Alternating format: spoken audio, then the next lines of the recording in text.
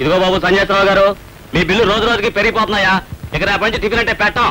తొందర పడకయ్యా, అయినా నీ దగ్గర తొందర ఎక్కువయ్యా. అంటావు అని పెడతావు, అదే నీ దగ్గర పెద్ద జబ్బు.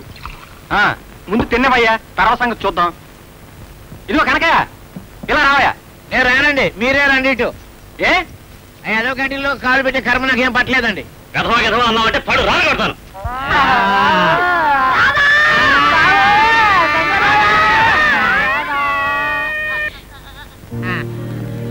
ఏంటి కనకయ్య, ఏమైంది? చెప్పమంటారు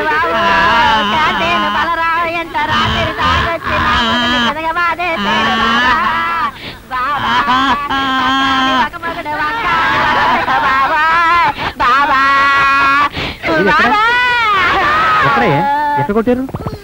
ఎక్కడయ్యా? ఎక్కడ కొట్టారు? ఎక్కడ? ఏడు కాదు బాబు, బొట్టమనేలు. వేలే? వేలు మీద కొట్టాడా? వేలు మీద కొడితే ఒళ్ళంతా కట్లు కట్టుకున్నావా? సేఫ్టీ బాబు. సేఫ్టీయా? మళ్ళీ వచ్చి కొడతాడేమో అని పరుపు చుట్టించేశాను బాబు. నిన్ను కొట్టాడా? మా నాన్నని కొట్టి నన్ను కూడా కొడతాడేమో, లేదా కట్టేసుకోవాలా? నువ్వు కూడా సేఫ్టీగా కట్టుకున్నావా? చూడయ్యా మీరు రండి. లోపలికి రావడం కాదు బాబు, మీరేదో దయ చూపించకపోతే ఆ ఇంట్లో మేము బతకలేరు బాబు. ఆడు మమ్మల్ని కొట్టి చంపేస్తాడు బాబు. అసలు నువ్వేం చేసావు కనకయ్య? నువ్వేదో చేస్తుంటావు. ఏం చేసావు చెప్పు. తిట్టానండి. తిట్టావా? ఏమని తిట్టావు? క్యాంటీన్ లేపించేస్తానని, నిన్ను ఈదులో గీడిపించేస్తానన్నానండి. వీధిలో విడిపిస్తున్నావా? తప్పు కదయ్యా. తప్పేంటండి? కడుపు రవలేదండి, తిట్టానండి. తిట్టుగానండి, కొడతానేంటండి? ఇది ఎక్కడన్నా రూల్ ఉందా అండి? అసలు ఈ కొట్టుకోవడం తిట్టుకోవడం ఏంటయ్యా? నీ డబ్బులు పడేస్తాడని చెప్పానుగా. పడేయలేదు కదండి. ఇస్తాడు. ఇవ్వలేదండి. మీరు ఇచ్చేసేయండి బాబు. ఇదిగో మీరు ఇచ్చేసేయండి. అందుకోసం వచ్చానండి. ఇచ్చేయండి. లోపలికి వెళ్ళి నా జేబులు 500 రూపాయలు పెట్టరా. ఏమండి, రవ్వల గాజులు ముక్కు పుడకం గారు వెళ్ళిదారండి. ఎవరండి ఆవిడ? వెన్నికడియాల వడ్డాణం గారు అమ్మాయండి. ఏమండి, 33 నెంబర్ ఇదే కదండి? అవునండి. 32 నెంబర్ అదే కదండి? ఓహో, బంగారపల్లి ఉంగరాలమ్మ గారు ఇంటికి వెళ్ళింది, 6 రోజుల దాకా రాదు. ఇప్పుడు ఎలాగైతే ఏమైంది? అది కాదండి, మేము మా పెద్దకేమో పెద్ద ఆసుపత్రిలో పెద్ద ఆపరేషన్ చేయించాలని వచ్చామండి. తెలిసిన వాళ్ళు ఎవరికి లేరు. పోనీ ఇక్కడ ఉందాం అనుకుంటే. ఊరండి మంది? దోబ్రాజ్పురం అండి. ఏంటి తూప్రాజపురమా? అవునండి, తూప్రాజపురం. ఇది తూప్రాజపురం అండి. నేను పుట్టింది ఆ ఊళ్ళోనేనండి. మిమ్మల్ని ఎక్కడో నేను కూడా చూసాను ఎక్కడోను. మీరు గుంట నక్కల కుక్కలమ్మ గారు అబ్బాయినండి. చెక్క బజ్జీలు గురపాలరావు గారు బాగా. గురపాలరావు గారు బాగుంది. ఓర్ని నేనెవరు తెలుసా? శంకర్రావు. ఏడు బావా మరి నిన్ను ఊళ్ళో పెట్టుకుని మేము అందరూ కంప చుట్టూ తిరగడమా? ఏ మీ తమ్ముడు ఏంటి తమ్ముడు అలా చిక్కిపోయావు? తమ్ముడు, అబ్బాబాబా మన ఊళ్ళో నీకెంత గొప్ప పేరని.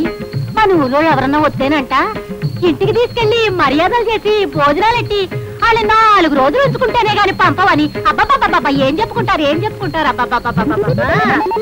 మీటింగ్లు ఎట్టి చెప్పుకుంటారు అనుకో.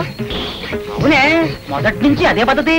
ఎవరన్నా ఈ ఊరొచ్చి బస్సు పోగొట్టుకున్నా, పెట్టి పోగొట్టుకున్నా, డబ్బులు ఇచ్చి బట్టలు ఇచ్చి మరీ పంపిస్తాడు ఊరికి. అది బావా, ఆ పేరు ఊరికే వస్తాడేంటి? ఊరంతా చెప్పుకోవటం లేదు. ఊరేటే ఒక ఊరేటి, జిల్లా మొత్తం చెప్పుకుంటున్నారు. మన రోజులు ఎంతో మంది వచ్చారు, ఎంతో మంది ఇక్కడ మరి సంపాదించారు. మనందరికీ ఏదవుతాయి పని. దానికి కూడా పెద్ద మనసు ఉండాలి. ఏంటక్క? కాదు మరి. రండి మన ఇంటికి వెళదాం. మందేనే గారు కంపెనీ.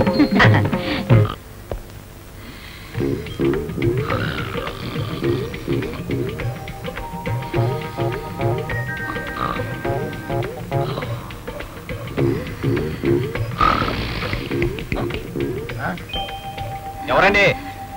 ఎవరు బాబు నువ్వు? మా బావలేడు, ఆఫీస్కి లేడు. సాయంత్రం రావా? ఇంతకీ మీరు ఎవరండి? మేమెవరమా? మనమెవరమాట? మా బావ. ఇంతకీ మీరు ఏ పని మీద వచ్చారు? నేను ఇక్కడే ఉంటున్నానండి. ఏంటి, ఇక్కడే ఉంటున్నావా? ఎవరితాలు గేటి బాబు నువ్వు? శంకర్రావు గారు నాకు అన్నయ్య అవుతారు. అవుతారా? అవుతారు. అందరూ అన్నయ్యలు అవుతారు, అందరూ చెల్లెళ్ళు అవుతారు. ఏం చేస్తున్నావు నాయనా నువ్వు? బ్యాంకులో క్యాషియర్ గా ఉద్యోగం చేస్తున్నానండి. ఉద్యోగం చేస్తున్నావా? ఏమాత్రం ఇస్తారండి జీతం? 1000 రూపాయల దాకా వస్తుంది. మరి 1000 రూపాయలు జీతం వచ్చినప్పుడు ఈ ఇంట్లో ఎందుకయ్యా బేవార్చుకుంటాం? ఎక్కడైనా గది అది తీసుకోవచ్చు కదా. లత గారు, వచ్చిన ప్రతి వాడికి ఇల్లు సత్రం అయిపోయింది. అన్నయ్య మరీ బోళాశంకరుడు. ఎవరండి వాళ్ళంతా? ఏమో మా బావగారు చుట్టాలంట. అయితే మాత్రం 10 మంది వచ్చిపోయే చోటు అలా సత్రవాగా చేశారేమిటి? ఏం చేస్తాం? బాత్రూమ్కి వెళ్లే పొజిషన్ లేదు, లాబరేటరీకి వెళ్లే పొజిషన్ లేదు, ఆఖరికి డైనింగ్ హాల్లోకి వెళ్లే పొజిషన్ కూడా లేదు. మొత్తం అంతా సంత చేశారు. ఆ హాల్ చూసారా ఎలా కిష్కిందలా ఉందో? ఇలా అయితే ఇల్లంతా గొల్ల అయిపోతుంది. నాకు చెప్పేం ప్రయోజనం? మా అక్కతో చెప్పండి. వదినా, ఎవరు వాళ్ళందరూ? ఎవరో నాకు తెలియదు, మీ అన్నయ్య తీసుకొచ్చారు. నీకు తెలీదా? పెద్దమ్మా, నీకైనా తెలుసా వాళ్ళు ఎవరో? నాకు తెలియదు నాయన, ఎవరో దూర బంధువులంట. కనీసం అన్నయ్య కన్నా తెలుసా? వాడికి తెలిసినట్టు లేదు, వాడు ఇప్పుడే చూశానంటున్నాడు. బాగుంది, చాలా బాగుంది. ఇది ఇలాగే జరిగితే ఇల్లు గొల్లవటం ఖాయం. ఎన్నాళ్ళు ఉంటారంటే ఇక్కడ? ఆపరేషన్ కి వచ్చారు కదా, 2 నెలలు ఉంటారు. 2 నెలలు ఇంట్లో ఉంటే ఇల్లు ఇల్లులా ఉంటుందా? అందుకే లత, వాళ్ళని ఎలా అయినా సరే ఇక్కడి నుంచి పంపించేద్దాం. అమ్మో, ఆయనకి తెలిస్తే బాగుంటుందా? చాలా బాగుంటుంది.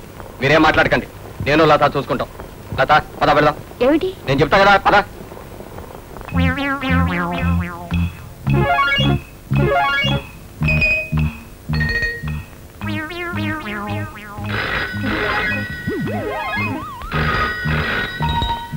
హలో, ఎవరు మాట్లాడేది?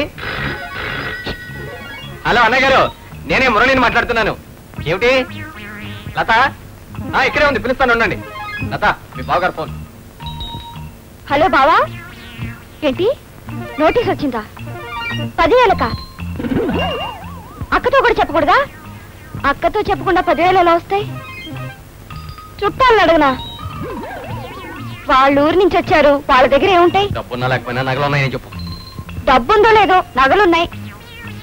నగలు అడగనా? తాకట్టు పెట్టుకోవడానికా? చుట్టాలనా? నా వల్ల కాదు.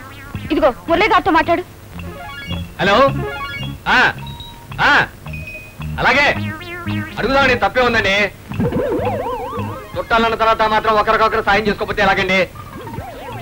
అలాగే వాళ్ళని అడిగి నగలు తీసుకొని తాకట్టు పెట్టేసి వెంటనే ఆ డబ్బు తీసుకెళ్లి బ్యాంక్ లో కట్టేస్తాను.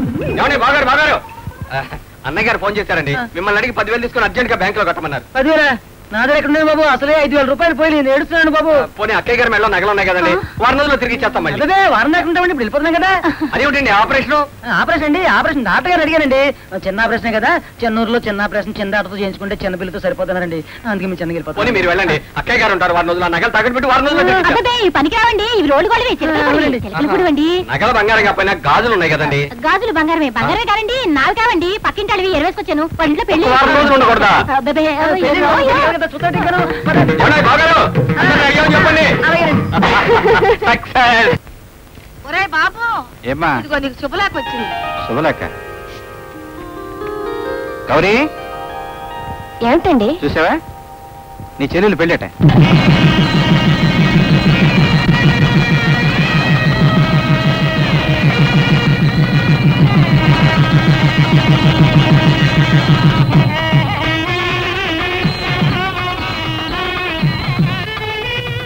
నా తండ్రివైనా కొడుకువైనా నువ్వే.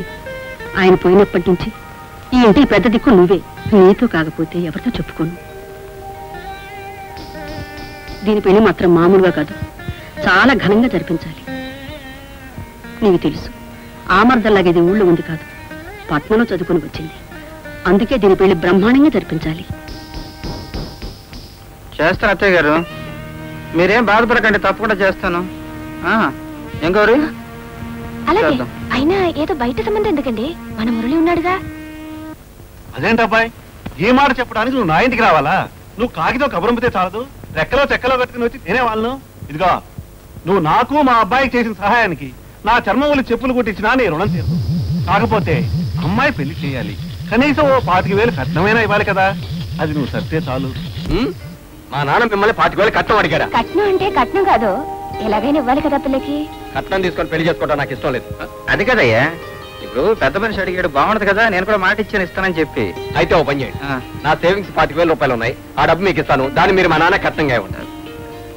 నువ్వు 25,000 నాకు ఇస్తే బాగుంటుందా? బ్రహ్మాండంగా ఉంటుంది. పోను పని చేయరాదు, నువ్వు నాకు ఆ 10 కిలో అప్పుగా ఇవ్వు. తర్వాత చూసుకోవచ్చు, ఇది బెటర్ కదా. ఇది బానే ఉంది.